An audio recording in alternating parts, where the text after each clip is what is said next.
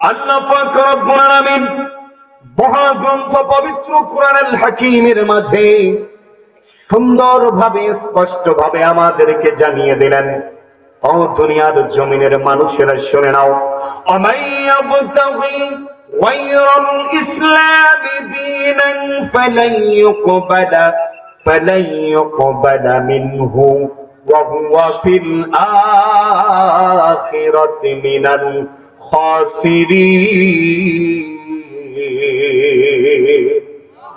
আল্লাহ পাক রব্বুল আলামিন বলেন, এই আনুগত্য ইসলাম ব্যতীত দুনিয়ার জমিনে অন্য কোন ইসম দিয়ে, আদর্শ দিয়ে যারা দুনিয়ার জমিনে জীবন গঠন করে, নিজের ব্যক্তি জীবন, পারিবারিক জীবন, সামাজিক জীবন, রাজনৈতিক জীবন, অর্থনৈতিক জীবন, আন্তর্জাতিক জীবন, এই দুনিয়ার জমিনে যারা ইসলাম ব্যতীত, ধর্ম ব্যতীত, আমার হাবিবের আদর্শ ব্যতীত যারা পৃথিবীর জমিনে জীবন গঠন করতে চায়, ও দুনিয়ার জমিনের মানুষেরা শুনে নাও, আমি আল্লাহ পাক রব্বুল আলামিন ওই মানুষের জীবনগুলোকে কখনো আমি মেনে নেব না, এই দুনিয়ার জমিনে তাদের আদর্শগুলোকে কখনো মেনে নেব না। ফাহুয়া ফিল আখিরাতি মিনাল খাসিরিন। ও দুনিয়ার জমিনের মানুষ, তোমরা শুনে নাও, ওই সমস্ত মানুষগুলো হবে আশাহত, লাঞ্ছিত এবং বঞ্চিত। ওই মানুষগুলোর জন্য আমি আল্লাহ পাক রব্বুল আলামিন, আমি আল্লাহ তাআলা জাহান্নাম তাদের জন্য নির্ধারণ করে রাখলাম। বলেন নাউজুবিল্লাহ। আমাদের সমাজের মাঝে এক প্রকার মানুষ আছে যারা পৃথিবীর জমিনে মানব রচিত বিধান দিয়ে জীবন গঠন করতে চায়। এই দুনিয়ার জমিনে আল্লাহ পাক রব্বুল আলামিন জানিয়ে দিলেন, পৃথিবীর মানুষ, যদি তোমরা দুনিয়ার জমিনে থাকো, এই পৃথিবীর জমিনে থাকা অবস্থায় একমাত্র আনুগত্য করতে হবে আমি আল্লাহ পাক রব্বুল আলামিনের। দ্বিতীয় প্রকার আনুগত্য করতে হবে একমাত্র আমার হাবিবের। জোরে বলেন কার? আমার রাসূলের আনুগত্য করতে হবে। তারপর বললেন উলিল আমরি মিনকুম। তৃতীয় নম্বর হচ্ছে, দুনিয়ার জমিনে যাদেরকে আমি আমর হিসাবে পাঠিয়ে দিয়েছি, আল্লাহ পাক রব্বুল আলামিনের হাবিব বিশ্ব নবী বললেন, যারা দুনিয়ার জমিনে আমার পথটা অনুসরণ করে, আমার পথটা অনুকরণ করে, আমার জীবনীটা অনুসরণ করে, আমার আদর্শকে অনুসরণ করে যারা দুনিয়ার জমিনে জীবন গঠন করলো, পৃথিবীর জমিনে জীবন পরিচালনা করলো, আমি আল্লাহ পাক রব্বুল আলামিন তাদেরকে আমার অনুসারী মেনে নিলাম। উলিল আমরি মিনকুম, তারা দুনিয়ার জমিনে নেতা, তারা দুনিয়ার জমিনে আমির, তারা তোমাদেরকে সৎ পথের আদেশ দেবে। তা'মুরুনা বিল মা'রুফ ওয়া তানহাউনা আনিল মুনকার, পৃথিবীর জমিনে সৎ কাজের আদেশ দেবে, অসৎ কাজ থেকে বিরত রাখার জন্য বারবার তোমাদেরকে তাগিদ দেবে। দুনিয়ার জমিনের মানুষ ইসলামের পথে তোমাদেরকে জীবন জন্য বলবে, কোরআনের পথে জীবন গঠন করার জন্য বলবে। যে মানুষগুলো বলবে ন্যায় এবং ইনসাফ ভিত্তিক সমাজ প্রতিষ্ঠার জন্য তোমাদেরকে কথা বলবে, আমার আল্লাহ পাক রব্বুল আলামিন জানিয়ে দিলেন, ও দুনিয়ার জমিনের মানুষ, তোমরা শোনো, তোমরা সেই সমস্ত নেতাগুলোর কথা দুনিয়ার জমিনে শুনবা, আর পৃথিবীর জমিনে অন্য কোন মানুষের কথা শুনবা না। আল্লাহর কথা ব্যতীত কারো কথা শোনা যাবে না। ইসলাম ব্যতীত অন্য কোন ইজম দিয়ে জীবন গঠন করা যাবে? মানব রচিত বিধান দিয়ে জীবন গঠন করা যাবে? বাবার আদর্শ, যদি বলেন বাবার আদর্শ দিয়ে জীবন গঠন করা যাবে? স্বামীর আদর্শ যাবে? সন্তানের আদর্শ দিয়ে যাবে? আমার নিজের ব্যক্তিগত কোন আদর্শ দিয়ে জীবন গঠন করা যাবে? কার আদর্শ দিয়ে জীবন গঠন করতে হবে? জোরে বলেন। রাসূলের আদর্শ। কার আদর্শ? রাসূলের আদর্শ। এতক্ষণ থেকে ওয়াজ করলাম, বুঝতে পারেন নাই? বুঝতে পারেন নাই?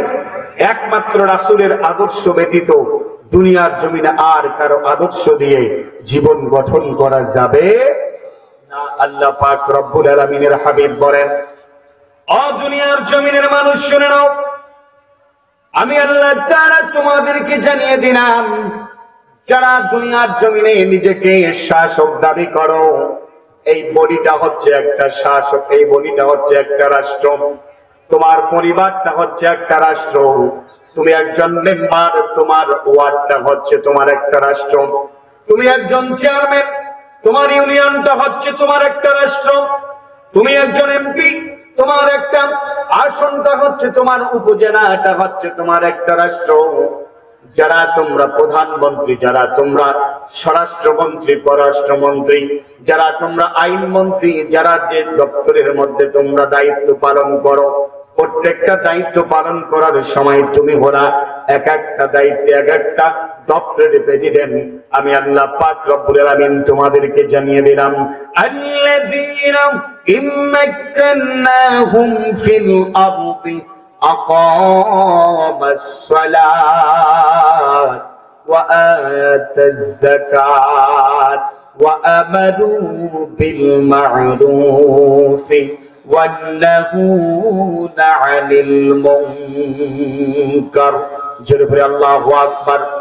রব্বুল আলামিন জানিয়ে দিলেন, আমি আল্লাহ তাআলা পৃথিবীর জমিনে যাদেরকে শাসক হিসেবে পাঠিয়ে দিয়েছি, যারা নিজের বডির শাসক, নিজের বডি ব্যতীত আর অন্য কোনো দায়িত্ব নাই, এই পৃথিবীর জমিনে ওই মানুষটা যেন নিজের সালাত কায়েম করে। ইম্মাক্কান্নাহুম ফিল আরদি আকামাস সালাত, আমি যাদেরকে দায়িত্ব প্রাপ্ত বানিয়ে দিয়েছি, শাসক বানিয়ে দিয়েছি, সর্বপ্রথম ব্যক্তি হিসাবে সে মানুষটা যেন নিজের জীবনের মধ্যে সালাত কায়েমের আন্দোলন করে। দ্বিতীয় নম্বর হচ্ছে যারা দুনিয়ার জমিনে একটা পরিবার শাসন করে, আমার স্ত্রী, আমার সন্তান, আমার পিতা, আমার মাতা, প্রত্যেকটা মানুষকে সালাত কায়েমের কথা বলতে হবে। শুধু তাই নয়, সালাত কায়েমের জন্য শুধু বললে হবে না, সালাত ভিত্তিক নিজের পরিবারটা গঠন করতে হবে। সালাত কায়েমের সাথে সাথে যদি যাকাত দেওয়ার জন্য তার উপরে ফরজ থাকে, রব্বুল আলামিন বললেন তাকে যাকাত পথে যাকাত দিতে হবে, যাকাত আদায় করতে হবে। আমি আল্লাহ পাক রব্বুল আলামিন জানিয়ে দিলাম, যে সমস্ত ব্যক্তিগুলো একটা মেম্বারের দায়িত্ব পালন করেছে, মেম্বারটাকে প্রতিনিধি বানানো হয়েছে, মেম্বার বানিয়ে দেওয়া হয়েছে, ইম্মাক্কান্নাহুম ফিল আরদি, জমিনের শাসক বানানো হয়েছে, একটা ওয়ার্ডের জমিনের শাসক বানিয়ে দেওয়া হয়েছে। ওই মেম্বারটার সঙ্গে সঙ্গে ওই ওয়ার্ডের সমস্ত মানুষকে সালাত কায়েমের কথা বলবে। শুধু সালাত কায়েমের কথা বলবে না, সালাত প্রতিষ্ঠার আন্দোলন করার জন্য, দুনিয়ার জমিনে সালাত ভিত্তিক রাষ্ট্র প্রতিষ্ঠার জন্য কথা বলবে। যারা দুনিয়ার জমিনে একটা চেয়ারম্যানের দায়িত্ব পালন করেছে, আমি আল্লাহ পাক রব্বুল আলামিন তার গোটা ইউনিয়নটার মধ্যে আমি রব্বুল আলামিন তাকে সালাত প্রতিষ্ঠা করার জন্য দায়িত্ব দিয়ে দিলাম। আর যারা এমপির দায়িত্ব পালন করেছে, আমি আল্লাহ পাক রব্বুল আলামিন তাকে তার আসনটার মধ্যে সালাত প্রতিষ্ঠার আন্দোলন করার জন্য বলে দিলাম। আমি তাকে সর্বপ্রথম এই কাজ করার জন্য দুনিয়ার জমিনে পাঠিয়ে দিয়েছি। যারা মন্ত্রীর দায়িত্ব পালন করে, প্রত্যেকটা দপ্তরের মধ্যে ওই মানুষটা সর্বপ্রথম সালাত কায়েমের আন্দোলন করবে, সালাত কায়েমের কথাগুলো বলবে। যারা প্রধানমন্ত্রী, ওই মানুষটা সালাত কায়েমের কথা বলবে। সালাতটাকে গোটা জমিনের মানুষদেরকে, গোটা দেশের মানুষদেরকে, গোটা রাষ্ট্রের মানুষগুলোকে সালাত কায়েমের আন্দোলনের কথা বলবে। যদি ওই মানুষগুলো এই দায়িত্ব পাওয়ার পর যদি এই কাজগুলো করে, সালাত প্রতিষ্ঠার কথা বলে, আল্লাহ পাক রব্বুল আলামিনের হাবিব বললেন, ও দুনিয়ার জমিনের মানুষ শুনে নাও, আমি আল্লাহ তাআলা ওই মানুষটাকে ইমামুল আদল বলে ঘোষণা দিলাম। আমি কিয়ামতের দিনে তাকে আমি আমার আরশের ছায়ার নিচে স্থান দেব। বলেন সুবহানাল্লাহ। কোথায় স্থান দেবে? আরশের ছায়ার নিচে। আর কোন ছায়া আছে কিয়ামতের ময়দানে? কথা বলেন, আছে? আরশের ছায়া ব্যতীত যেদিন আর কোন ছায়া থাকবে না। আমার আল্লাহ বললেন, এই দায়িত্ব আমি যাদেরকে দিয়েছি, নিজের বডির দায়িত্ব, পরিবারের দায়িত্ব, ওয়ার্ডের দায়িত্ব, চেয়ারম্যানের দায়িত্ব, এমপির দায়িত্ব, স্বরাষ্ট্রমন্ত্রী, পররাষ্ট্রমন্ত্রী, শিক্ষামন্ত্রী, আইনমন্ত্রী, এই পৃথিবীর জমিনে যে কোনো দায়িত্ব আমি যাদেরকে দিয়েছি, প্রত্যেকটা সেক্টরে আমি তাদেরকে দায়িত্ব দিয়ে দিলাম। ইম্মাক্কান্নাহুম ফিল আরদি আকামাস সালাত, সর্বপ্রথম তারা যেন জমিনের মাঝে সালাত কায়েমের আন্দোলন করে। বলেন সুবহানাল্লাহ। যদি করে, আল্লাহ রাসূল সাল্লাল্লাহু আলাইহি ওয়াসাল্লাম বললেন যে ওই ব্যক্তি পৃথিবীর জমিনে ন্যায়পরায়ণ শাসকদের মধ্যে পড়বে। আর ওই ন্যায়পরায়ণ শাসকদেরকে আমি আল্লাহ তাআলা আরশের ছায়ার নিচে কিয়ামতের দিনে স্থান দেব। বলেন সুবহানাল্লাহ। তাহলে আরশের ছায়ার নিচে স্থান পেতে চান? যদি বলেন চান, পেতে চান? যদি আরশের ছায়ার নিচে স্থান পেতে চান, সর্বপ্রথম নামাজ প্রতিষ্ঠার আন্দোলন করতে হবে। আর এই নামাজ প্রতিষ্ঠার আন্দোলন একমাত্র আছে ওমাইয়াবতাগি গায়রাল ইসলামি দীনান, আল্লাহর দ্বীন ব্যতীত অন্য কোনখানে নেই। ইন্নাদ দীনা ইনদাল্লাহিল ইসলাম, আল্লাহর যে আদর্শ, রাসূলের যে আদর্শ, একমাত্র জীবন ব্যবস্থা ইসলামের পথ ব্যতীত অন্য কোনো পথে নাই। বলেন সুবহানাল্লাহ। আছে, জোরে বলেন আছে। অন্য কোনো পথে নাই, ইসলাম ব্যতীত অন্য কোনো পথে থাকতে পারে না। আমাদের সমাজে একজন ব্যক্তি বলল যে রাজনীতি এক জিনিস, কোরআন আর এক জিনিস। ঠিক না বেঠিক? রাজনীতি এক জিনিস, কোরআন আর এক জিনিস। এর মতো মূর্খ আমি আর দুইটা দেখলাম না। ভাইরা আমার, আল্লাহ পাক রব্বুল আলামিনের কোরআনকে যদি জিজ্ঞাসা করেন, কোরআন তোমার ভিতরে কি সবকিছুই পাওয়া যায়, তোমার ভিতরে কি সবকিছু আছে?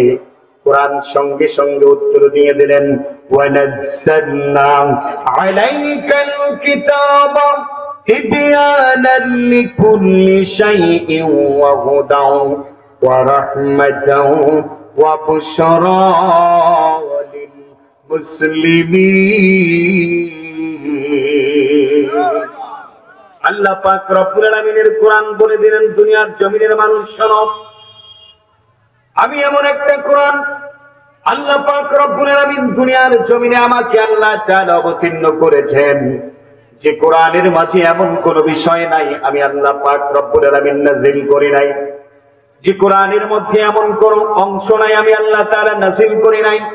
পৃথিবীর জমিনে মানুষের ব্যক্তি জীবন, পারিবারিক জীবন, সামাজিক জীবন, রাজনৈতিক জীবন, রাষ্ট্রীয় জীবন, ধর্মীয় জীবন, আন্তর্জাতিক জীবন, আমি আল্লাহ পাক রব্বুল আলামিন সমস্ত কিছু এই কোরআনের মাঝে তিবয়ানান লিকুল্লি শাইইন, আমি আল্লাহ তাআলা পুঙ্খানুপুঙ্খানু ভাবে ঘুরে ফিরে আমি আল্লাহ পাক রব্বুল আলামিন অবতীর্ণ করেছি।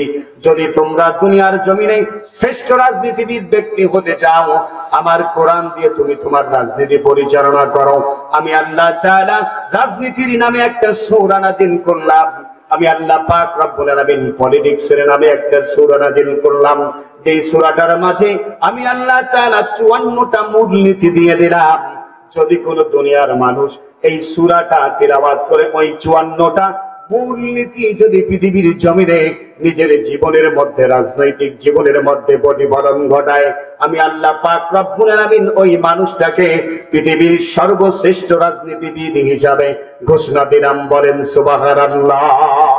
আল্লাহ তাআলা রাজনীতির নামে একটা সূরা নাযিল করলেন, সেই সূরাটার নাম দিয়ে দিলেন রব্বুল আলামিন। ইংলিশে যার নাম বলা হয়েছে সূরাতুল পলিটিক্স, বাংলায় যাকে সূরাতুল রাজনীতি বলা হয়, আরবিতে ওই সূরার নাম হচ্ছে সূরাতুল মুলক। বলেন সুবহানাল্লাহ। আল্লাহ তাআলা বলেন, তাবারাকাল্লাযী বিয়াদিহিল মুলকু ওয়া হুয়া আলা কুল্লি শাইইন কাদির। الذي خلق الموت والحياة ليبلوكم أيكم أحسن عملا وهو العزيز الغفور।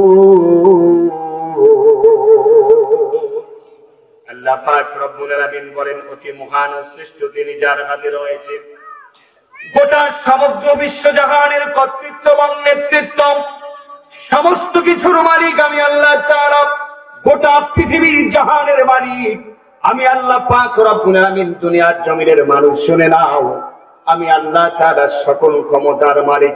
ওয়াতুইজ্জু মান তাশা ওয়া তুযিল্লু মান তাশা, আমি আল্লাহ তাআলা ইজ্জত দেওয়ার মালিক আমি আল্লাহ তাআলা, আমি আল্লাহ পাক রব্বুল আলামিন আবার ইজ্জত কেড়ে নেওয়ার মালিক। ঠিক না ভাই? ঠিক জোরে বলেন, ঠিক না ভাই? ঠিক।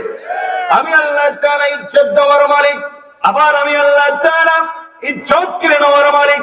আমি ইচ্ছা করলে রব্বুল আলামিন তোমাকে দুনিয়ার জমিনে সম্মানের সর্বোচ্চ চূড়ায় তোমাকে পৌঁছাই দিতে পারি। আবার যদি তুমি আমার না শুকরিয়া করো দুনিয়ার জমিনে, আমি আল্লাহ পাক রব্বুল আলামিনের বিধান মোতাবেক যদি জীবন গঠন না করো, যদি তুমি বলো রাজনীতি আলাদা, ইসলাম আলাদা, কোরআন আলাদা, রাজনীতি আলাদা, এটা কখনো মেনে নিতে পারবো না। আমার আল্লাহ বললেন ওমাইয়াবতাগি গায়রাল ইসলামি দীনা, আমি আল্লাহ তাআলার দ্বীনকে তুমি মাননা না, আমার এই আয়াতকে তুমি মাননা না, আমি রব্বুল আলামিন তোমাকে কাফের বলে ঘোষণা করে দিলাম। বলেন নাউজুবিল্লাহ। কি করে দিলাম? আমার কথা বলেন, আমার ব্যক্তিগত কথা বললাম? আমার স্যার এখানে বসে আছে, একটা ভুল কথা বলেছে নাকি জিজ্ঞাসা করেন? একটা শব্দ কোরআনের বাইরে বলেছে নাকি? যিনি আমাকে পড়িয়েছেন, তার সামনে ওয়াজ করা খুব কঠিন ব্যাপার ভাই। শিক্ষকের সামনে ওয়াজ করা খুব কঠিন। কিছুদিন আগে আলোচনা করেছি, সোনাফুলি কামিল মাদ্রাসা, আমার প্রিন্সিপাল স্যারের পাশে বসে আছে, মুহাদ্দিস স্যারের পাশে, কেরামান কাতিবিন, আর আমি মাঝখানে এই হতভাগা।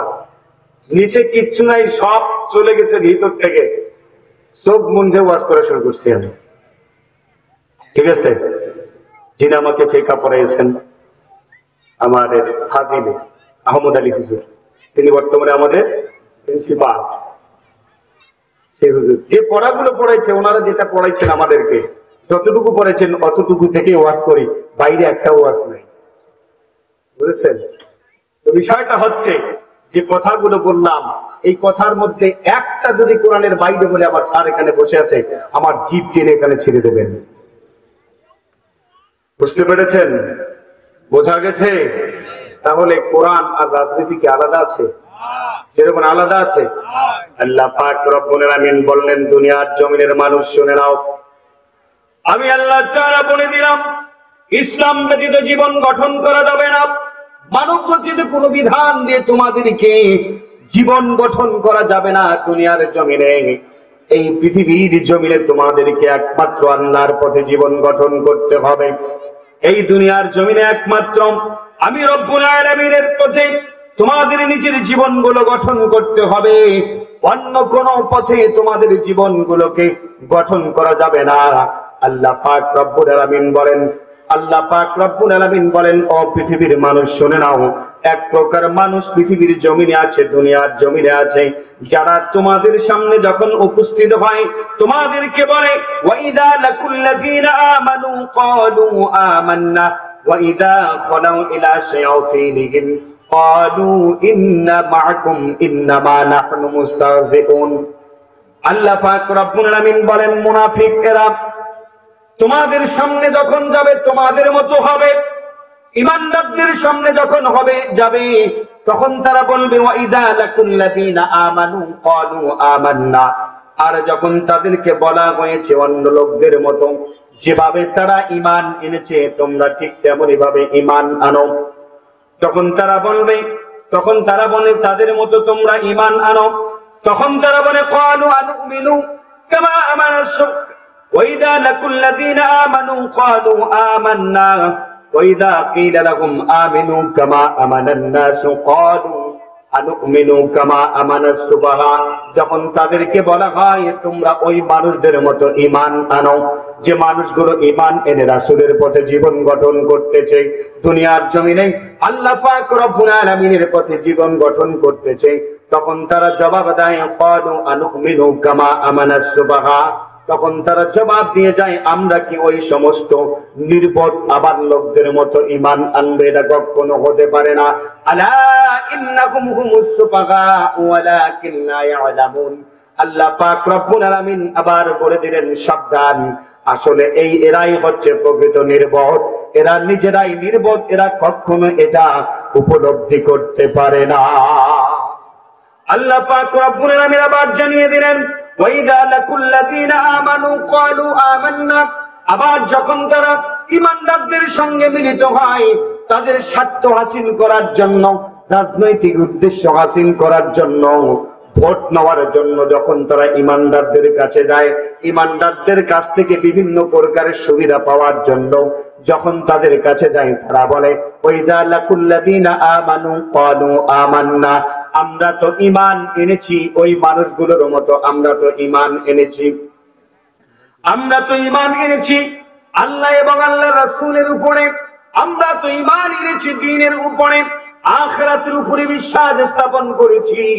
আবার যখন তারা ওখান থেকে ফিরে আসে শয়তানদের সঙ্গে মিলিত হয়, ওয়াইদা খালাউ ইলা শায়াতিনহিম, যখন তারা শয়তানদের সাথে মিলিত হয়, ক্বালু ইন্না মাআকুম ইন্নামা নাহনু মুস্তাহজিউন, ক্বালু ইন্না মাআকুম, তা বলে আমরা তো তোমাদের সাথে আছি।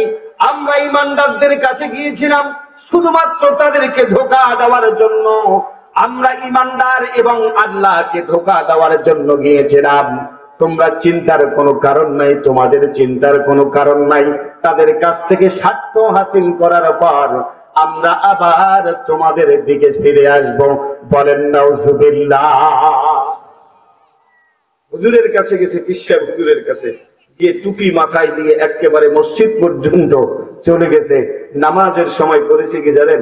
এইভাবে সবাই নামাজ পড়তেছে, কিছু কিছু মুনাফিক আছে তারা এইভাবে ঘুরে দেখতেছে, অন্যদিকে ঘুরে দেখতেছে। আসলে কি তারা নামাজ পড়তে গেছে? জেনে বলেন, তারা নামাজ পড়তে গেছে? তারা কি প্রকৃতভাবে টুপি মাথায় দিয়েছে? তারা কি একমাত্র ইমানদারের কাছে কি ইমান আনার জন্য গিয়েছে? কখনো ইমানদারের কাছে ইমান আনার জন্য যায় নাই। অথচ তারা কি করেছে? তারা শুধুমাত্র স্বার্থ হাসিলের জন্য টুপিটা মাথায় দিয়েছে, মসজিদেও প্রবেশ করেছে। মসজিদ থেকে ফিরে আসার পর মনে মনে বলেছে, মনে হয় শালার হুজুর এতক্ষণ সময় শেষ করলো নামাজের মধ্যে, এত তাসবিহ পড়ে, এত তাসবিহ পড়ে। যদি কোনো ব্যক্তি পীরের মাজার যায়, খাস করে হুজুর যারা পিশাব, বেশিরভাগ মানুষ তারা কিন্তু আমল করে খুব, ঠিক না বেশি? জিকির আজকার করে খুব, করে কি করে না? আমার নানা একটা পীর আছে, বেদাতি কোনো কার্যক্রম সেখানে আমি দেখি না ঠিক সেরকম। দারোয়ানি রেল স্টেশনের আগে যে পীরের মাজারটা দেখেছেন, গোলাম মোস্তফা হুজুর ওই পীরের মাজারের খাদেম, তা ওখানে দেখেছি একটাই শুধুমাত্র একটু সমস্যা আছে, সেটা হচ্ছে পাঁও ছুঁয়ে সালাম করা, ঠিক আছে? তাছাড়া অন্য কোনো কিছু ওখানে নাই। ওনারা নামাজ, এদিকে দোয়া হবে। খিদাতে, আমরা তখন ছোট মানুষ, খিদাতে সবকিছু পেটের অবস্থা খারাপ হয়েছে। ও মিলাদ পড়ি বসেছে, নামাজ পড়তে আছে, মনে মনে এই দিক গাইডি শেষ করে দেই আমরা, ঠিক আছে? প্রকৃতপক্ষে ঈমান আনার জন্য তারা যায় নাই, প্রকৃতপক্ষে টুপি মাথায় দেয় নাই, প্রকৃতপক্ষে তারা হুজুরদের সাথে ঈমানের কথা বলতে যায় নাই। তারা শুধুমাত্র গেছে কিসের কারণে? স্বার্থ হাসিলের কারণে। বেশিরভাগ বেঈমান এবং বাটপার গুলো সেই স্থানের মধ্যে যায়, ঠিক না? বেঈমান এবং বাটপার গুলো, যারা সুদ খায়, যারা ঘুষ খায়, যারা জেনা করে, যারা ব্যভিচার করে, যারা লুণ্ঠন করে মুমিনদেরকে কষ্ট দেয়, ওই মানুষগুলো। আল্লাহ পাক রব্বুল আলামিন বলেন, ওগো নবীজি শুনে নেন, এই মানুষগুলো কখনো ঈমানদার হতে পারে না। আমি আল্লাহ তাআলা বলে দিলাম, আপনি শুনে নেন, এই মানুষগুলো দুনিয়ার জমিনে শুধুমাত্র মুমিনদেরকে ধোঁকা দেওয়ার জন্য এসেছে। এই পৃথিবীর জমিনে তারা মুমিনদেরকে ধোঁকা দেওয়ার জন্য এসেছে। তারা বলতেছে আমরা আল্লাহ এবং আল্লাহর রাসূলকে ধোঁকা দেওয়ার জন্য এসেছি। আল্লাহকে ধোঁকা দিলাম, আল্লাহর রাসূলকে ধোঁকা দিলাম, এই দুনিয়ার জমিনে ওই মানুষগুলোকে ধোঁকা দিলাম। আমরা তো তাদের কাছে ঈমান আনার জন্য যাই নাই। রব্বে কারীম সুন্দরভাবে, স্পষ্টভাবে আবার পবিত্র কোরআনুল কারীমের সূরাতুল বাকারার 15 নম্বর আয়াতে কারিমা নাযিল করে জানিয়ে দিলেন, আল্লাহু ইস্তাগযিউ বিহিম ওয়া ইয়ামুদ্দুহুম ফি তুগয়ানিহিম ইয়ামাহুন।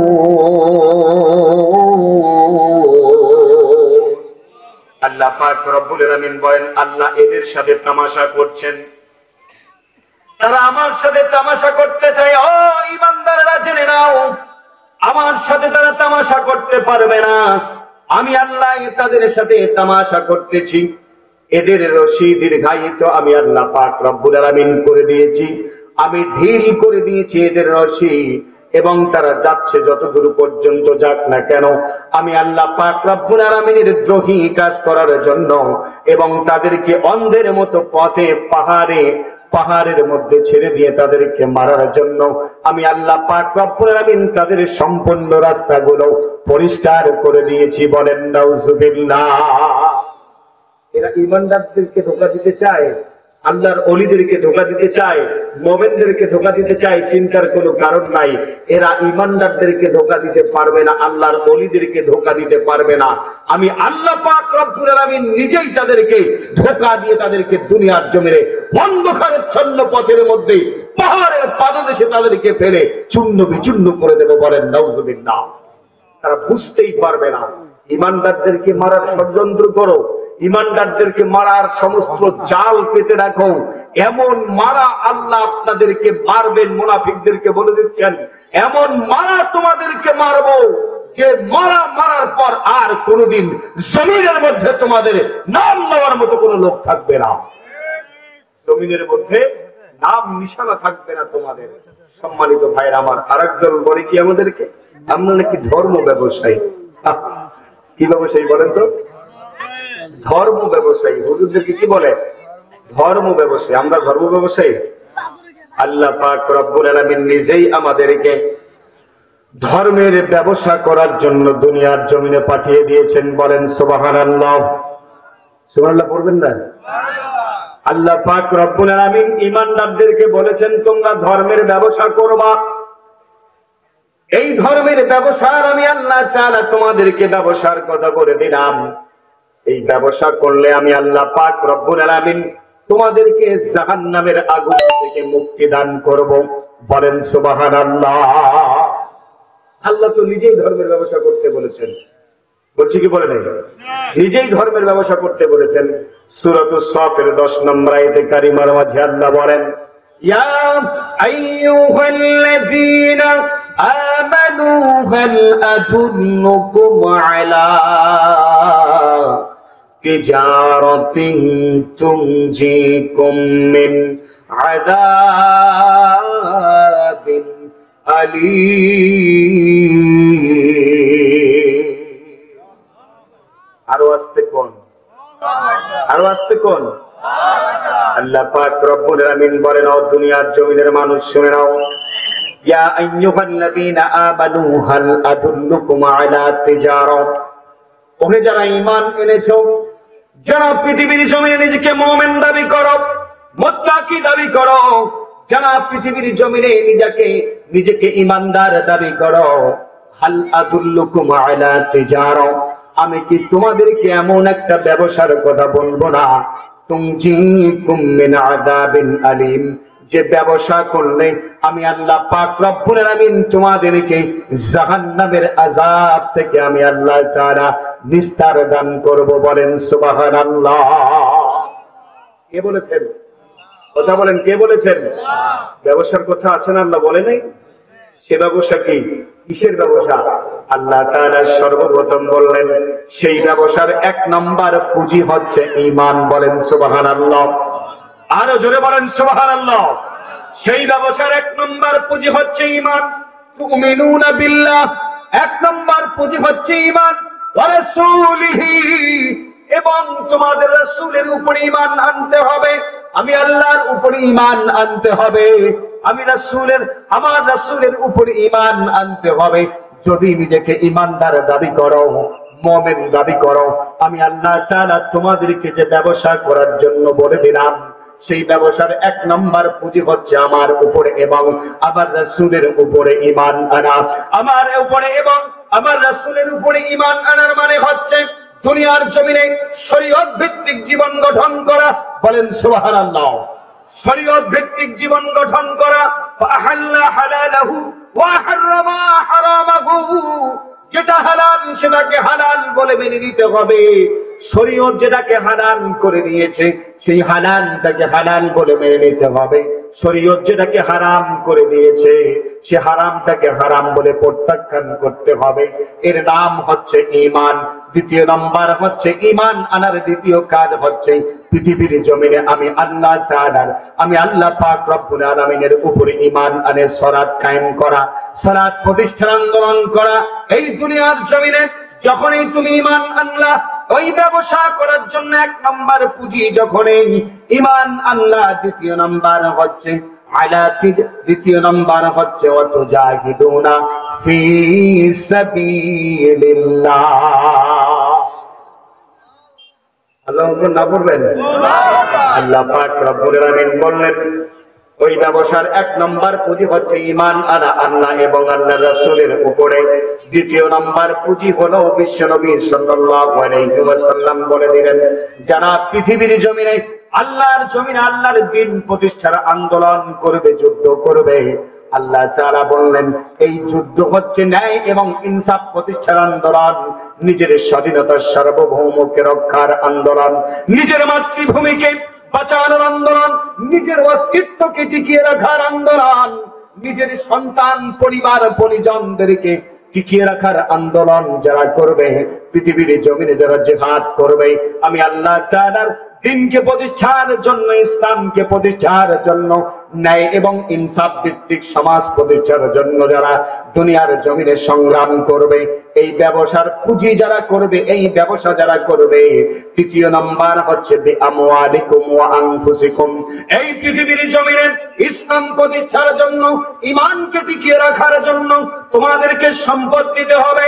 শুধু সম্পদ নয়, এই ব্যবসার পুঁজি 1 নম্বর ঈমান আল্লাহ এবং আল্লাহর রাসূলের উপরে, দ্বিতীয় নাম্বার হচ্ছে জিহাদ করা, সংগ্রাম করা, তৃতীয় নাম্বার হচ্ছে বিআমওয়ালিকুম, তোমাদেরকে সম্পদ দেওয়া, সম্পদ দিতে হবে, সম্পদ দান করতে হবে, চতুর্থ নাম্বার হচ্ছে ওয়া আনফুসিকুম, নিজের জীবনগুলোকে দ্বীনের পথে, ইসলামের পথে বেরিয়ে দিতে হবে, আল্লাহর জমিনে আল্লাহর দ্বীন প্রতিষ্ঠার জন্য, ইসলাম প্রতিষ্ঠার জন্য, ন্যায় এবং ইনসাফ প্রতিষ্ঠার জন্য, নিজের স্বাধীনতা সার্বভৌম দেশের জমিনকে বাঁচানোর জন্য কোন কাফের মুশরিকদের হাতে জমিন তুলে দেওয়া যাবে না, কোন ইহুদি মুনাফিকদের হাতে জমিন তুলে দেওয়া যাবে না। যদি তুলে দাও, ইতিপূর্বে যতগুলো দুর্নীতি হয়েছে, মানুষের ঘর ধ্বংস করেছে, মানুষের খুন খালি করেছে, রক্ত দুনিয়ার জমিনে, রক্ত দুনিয়ার জমিনে, দেশের জমিনে রক্তে লাল করে দিয়েছে জমিন, আরো বেশিরভাগ এ জমিন লাল করবে। অতএব তাদের সঙ্গে সংগ্রাম করে দুনিয়ার জমিনে নিজের জীবনকে বিলিয়ে দেবা। আমি আল্লাহ পাক রব্বুল আলামিন বললাম, এই ধর্মের ব্যবসা যারা তোমরা করবা, আমি আল্লাহ তাআলা তোমাদের জিন্দেগীর সমস্ত গুনাহগুলো মাফ করে দেব। বলেন সুবহানাল্লাহ। আল্লাহ তাআলা পরে আয়াতের মাঝে বললেন, ওয়ায়াগফির লাকুম যুনুবাকুম ওয়া ইউদখিলকুম জান্নাতিন তাজরি মিন তাহতিহাল আনহার। আল্লাহ পাক রব্বুল আলামিন জানিয়ে দিলেন, বান্দা শুনে নাও, যদি ধর্মের ব্যবসা করো তুমি, যদি দুনিয়ার জমিনে ঈমানের ব্যবসা করো তুমি, যদি দুনিয়ার জমিনে যুদ্ধের ব্যবসা করো তুমি, যদি দুনিয়ার জমিনে সম্পদ দিয়ে ব্যবসা করো তুমি, যদি দুনিয়ার জমিনে জীবন দিয়ে ব্যবসা করো তুমি, আমি সর্বপ্রথম তোমাকে বলে দিলাম, তুমি যখন সংগ্রাম করতে গিয়ে মারা যাবা, তুমি যখন পৃথিবীর বাবা মারা যাওয়ার পূর্বে আমি আল্লাহ তাআলা তোমাকে 6টা মর্যাদা দিয়ে দিয়েছি। সেই 6টা মর্যাদার 1 নম্বর মর্যাদা হচ্ছে, তোমার জমিনের মধ্যে রক্ত পড়ার পূর্বে আমি আল্লাহ তাআলা তোমার জিন্দেগীর সমস্ত গুনাহগুলো মাফ করে দেব। বলেন সুবহানাল্লাহ। আল্লাহ তাআলা বলেন, ওয়ায়াগফির লাকুম যুনুবাকুম, তোমার জীবনের গুনাহগুলো আমি আল্লাহ তাআলা মাফ করে দেব। আমি সগীরার কথা বলি নাই, আমি কবীরার কথা বলি নাই, আমি ছোট বলি নাই, বড় বলি নাই, জাহিরি বলি নাই, বাতিনি বলি নাই, এমন কোন গুনার কথা, বিদআতের কথা বলি নাই, শিরকের কথা বলি নাই। আমি আল্লাহ তাআলা শুধুমাত্র গুনার কথা বলেছি। এখানে মুফাসসির ইকরাম সমস্ত গুনার কথা উল্লেখ করে বলেছেন, ও দুনিয়ার জমিনের মানুষেরা শুনে নাও, যদি এই ব্যবসা তোমরা করো, আমি আল্লাহ পাক রব্বুল আলামিন তোমাদের জিন্দেগীর সমস্ত গুনাহগুলো মাফ করে দেব। শুধু গুনাহগুলো মাফ করে দেব না, ওয়ায়ুদখিলকুম জান্নাতিন তাজরি মিন তাহতিহাল আনহার, আমি আল্লাহ পাক রব্বুল আলামিন তোমাকে একটা জান্নাতের মধ্যে প্রবেশ করিয়ে দেব, যে জান্নাতের তলদেশ দিয়ে আমি আল্লাহ তাআলা নহর প্রবাহিত করতেছি। বলেন সুবহানাল্লাহ। এই কথা শোনার সাথে সাথে সাহাবায়ে কেরামরা সাহাবায়ে কেরামরা লাফ দিয়ে উঠে বলে, লাব্বাইকা সাহাদিকা ইয়া রাসূলুল্লাহ, যে ব্যবসা করার জন্য আপনি আমাদেরকে জানিয়ে দিলেন, যে ইমানের ব্যবসা, যে জিহাদের ব্যবসা, সম্পদের ব্যবসা, জীবনকে দুনিয়ার জমিনে, ইসলামকে পৃথিবীর জমিনে জীবিত করার জন্য, ইসলামকে সমুন্নত রাখার জন্য, আল্লাহর জমিনে আল্লাহর দিন প্রতিষ্ঠার জন্য যে যুদ্ধ করার জন্য বললেন, সেই যুদ্ধ করার ব্যবসার মধ্যে আমাদের জীবন পর্যন্ত আমরা দিয়ে দেব, যতক্ষণ পর্যন্ত আমাদের শরীরের মধ্যে এক ফোঁটা পরিমাণ রক্ত থাকবে। ইয়া রাসূলুল্লাহ, আমরা আমাদের জীবনের সবকিছু উজাড় করে দিয়ে দুনিয়ার জমিনে ইসলাম প্রতিষ্ঠার আন্দোলন, সেই ব্যবসা আমরা অবশ্যই করে যাব। বলেন সুবহানাল্লাহ। মদিনায় আক্রমণ করা হবে, মদিনার জমিনকে ধ্বংস করে দেওয়া হবে।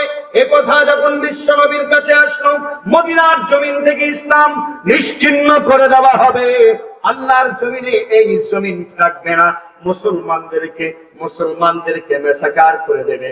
আল্লাহর নবী যখন সাহাবাদেরকে বললেন, আল্লাহর সাথে ব্যবসা করতে চেয়েছো, আল্লাহর সাথে সেই ব্যবসা করার সময় এসে গেছে। উহুদের যুদ্ধ শুরু হয়ে গেল।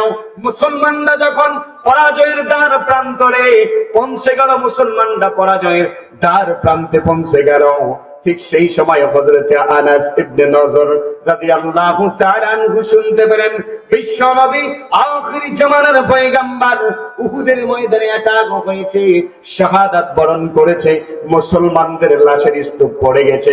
এটা কেমন করে সম্ভব? আমি মেনে নিতে পারি না। উহুদের ময়দান যাব যুদ্ধ করার জন্য, বদরের প্রান্তরে যুদ্ধে অংশগ্রহণ করতে পারি নাই। আল্লাহর রাসূলের সাথে ওয়াদা করেছি, ইয়া রাসূলুল্লাহ, ইয়া হাবিবাল্লাহ, ইয়া রাসূলুল্লাহ, বদরের যুদ্ধে অংশগ্রহণ করতে পারি নাই। যদি আর কোন সময় যুদ্ধ আসে, আপনি দেখবেন আমি আনাস ইবনে নজর কেমন করে যুদ্ধ করি। আল্লাহর নবী বলেন, ও আনাস ইবনে নজর, চিন্তা করো না, টেনশন করো না, সে সময় তোমার অবশ্যই তোমার সামনে চলে আসবে। হযরতে আনাস এই কথা স্মরণ করে উহুদের ময়দানে যাচ্ছেন। প্রতিমধ্যে আল্লাহর নবীর একজন সাহাবীর সাক্ষাৎ হলো। আল্লাহর নবীর সাহাবী বললেন, আনাস ইবনে নজর কোথায় যাও? আনাস ইবনে নজর বলে, উহুদের ময়দানের দিকে যাচ্ছি। আনাস ইবনে নজরকে বলে, যেও না, যেও না, বিশ্বনবী শাহাদাত বরণ করেছেন, মিথ্যা গুজব ছড়িয়ে দিয়েছেন। কামেরা নামক একজন কাফের মিথ্যা গুজব ছড়িয়ে দেওয়ার মাধ্যমে মুসলমানদেরকে পরাজয়ের একটা দ্বার প্রান্তে পৌঁছে দিয়েছিলেন।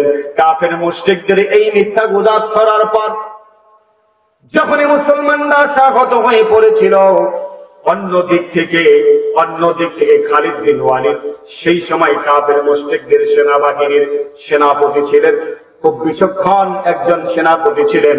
গিরিপথ দিয়ে মুসলমানদেরকে আক্রমণ করে উহুদের ময়দানে মুসলমানদেরকে সম্পূর্ণভাবে শেষ করে দেওয়া প্রায় উপক্রম করে দিয়েছিলেন। তার কারণ কাফের মুশরিকরা কিন্তু মিথ্যা কথা বলে কি বলে না? মিথ্যা গুজব খুব ছড়ায়। কালকে একটা গুজব ছড়াইছে, কি জানেন?